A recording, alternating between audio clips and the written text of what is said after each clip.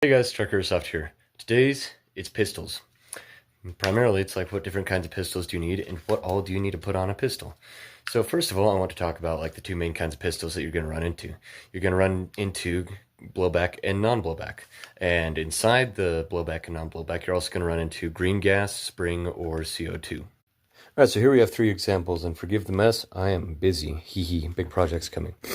So here we have a Springer pistol. This is practically the only one I have in my collection, and the way it works is you gotta cock the slide every time before you want to shoot it, and then you can shoot it, and you only get one shot. Then here I have a CO2 pistol that is non-blowback. You can, let me make sure that it is on fire first. Remember where the selector is? There it is, haha. Usually on CO2 guns, the selector is in funny spots. But so you can continually just pull the trigger over and over again. It is semi-automatic, but the slide does not cycle. I don't have CO2 in this right now. And then you have gas blowbacks. These are probably what you're going to run into the most.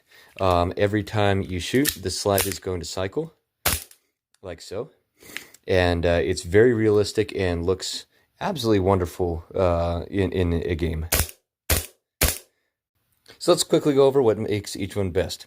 Springers will work in all environments. However, they are weaker, they are a lot less accurate, and there's not much you can do to modify them to change that. They're good fun guns, though, like this little Derringer. CO2 non-blowback guns have a lot less parts that'll break, and they function really well in cold temperatures, but again, there's not a whole heck of a lot you can do to upgrade them or make them super accurate or anything. Gas blowbacks are kind of like the AEGs of the pistol world. You can modify them, you can make them really accurate, you can add stuff, you can change stuff, you can really make them accurate.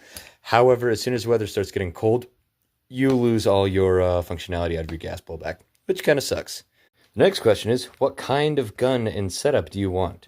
Do you want just a basic setup with no fancy frills or nothing? It's just iron sights and nothing more? Do you want something with like just a basic light, which doesn't work? Or do you want something with a light, a laser, which also don't work, and an optic? Now, honestly, the biggest pro to having an airsoft pistol that doesn't have anything on it is holsters are cheap and easy to get. This is a $15 holster you can get at a local surplus store, and it holds that in nice and good. Perks of having a light on there means that you can actually go in dark rooms and you can see very well with it. However, that does give away your position and adds more to the gun, but there's still a lot of holsters, like the Safariland holsters, which take lights very easily and very well. And then I personally don't see a huge need to put both light, laser, and an optic on a airsoft pistol, except for the looks and the fun of it. This one I use a lot at nighttime at my local field, and I just kind of honestly run speed mill sim with it. I just run around with the light and the laser, and I'm able to see people and things and take them out very quickly. That's all I got for you guys today. Strike Airsoft, signing off.